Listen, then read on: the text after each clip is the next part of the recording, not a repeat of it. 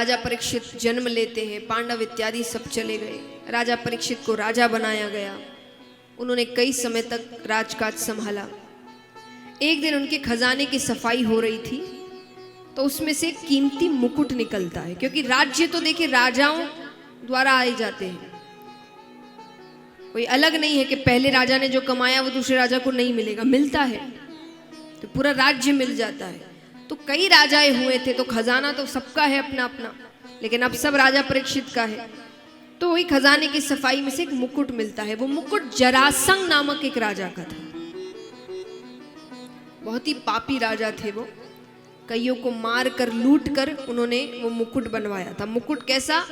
हीरे जवाहरातों से जड़ा हुआ मुकुट था।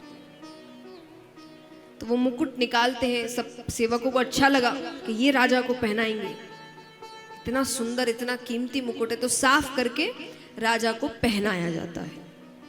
जैसी संगत वैसे भाव। मुकुट पहनते ही राजा के अंदर हिंसक भाव आने लगे।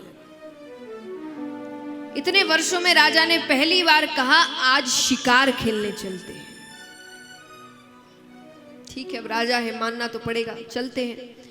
बीच रास्ते में एक प्रसंग आता है कि बीच रास्ते में एक शूद्र एक पैर के बैल को मार रहा है लाठी से, बहुत बेरहमी से, और उसके पैर के पास नीचे गौ माता पड़ी हुई है अधमरी हालत में, उसको वो हर थोड़ी देर में पैर की ठोकर मार रहा है।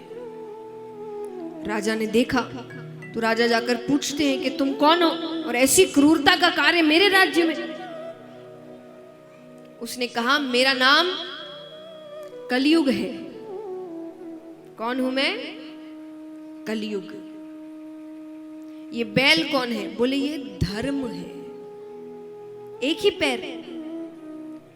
बोले ऐसे तो कई लक्षण हैं, पर कलयुग में धर्म केवल दान से ही किया जाएगा। क्यों?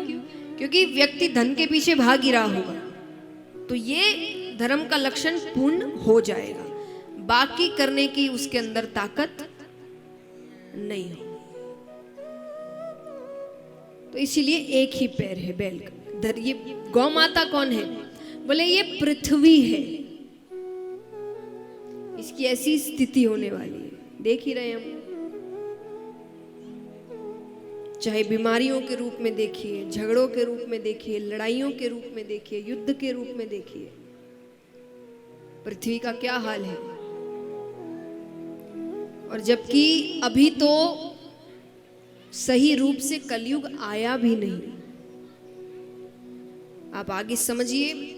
राजा परीक्षित कहते हैं कि ऐसा समय आने वाला है तो तुम्हारा तो मर जाना ही अच्छा है। वो तलवार निकालते हैं। कलयुग कहे मुझ में लाख अवगुण है, पर एक ऐसा गुण है जो किसी युग में नहीं था। कौन सा गुण? कलयुग केवल नाम आधारा, सुमिर सुमिर नर उतर ही पारा। यानी जो बाकी युगों में आपको वर्षों तपस्या करनी पड़ती थी, वैराग्य लेना पड़ता था भगवान को प्राप्त करने के लिए, वो कलयुग में केवल नाम जपने से हो जाएगा। सिर्फ नाम जपने से भगवान मिल सकते हैं। कलयुग केवल नाम आधारा। राजा परीक्षित का ये तो बहुत ही अच्छा गुण है, इससे तो भगवान बहुत अच्छे से मिल सकते हैं सबको। बोले हाँ, पर वो कहे तुम मेरे राज्य में नहीं रह सकते, मेरे राज्य से बाहर जाओ। कलयुग कहे पूरा तो आपका ही राज्य है, सब तो जीत लिया आपने, कहाँ जाऊं? बोले वहां जाओ जहां मदिरा पान होता है, जहां गलत संग होता है, जहां जुआ खेला जाता है, जहां नशा इत्यादि होता है। कलयुग कहे वो प्लॉट तो मैंने पहले से ही बुक करके रखे।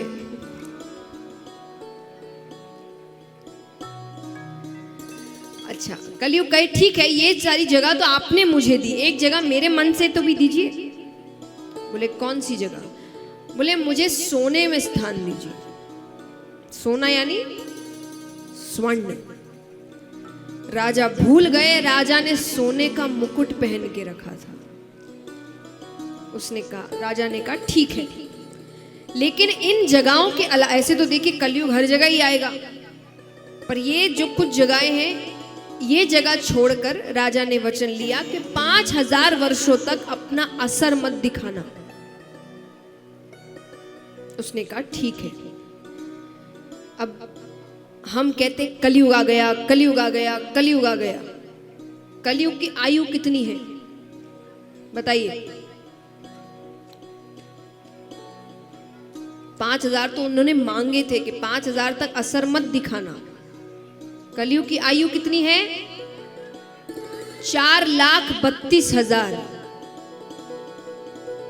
उसमें से 5000 माइनस कर दो, क्योंकि वो राजा परीक्षित ने मांग लिए थे। अभी मुझे ठीक रूप से नहीं पता, पर 5100 समथिंग कुछ हुए हैं।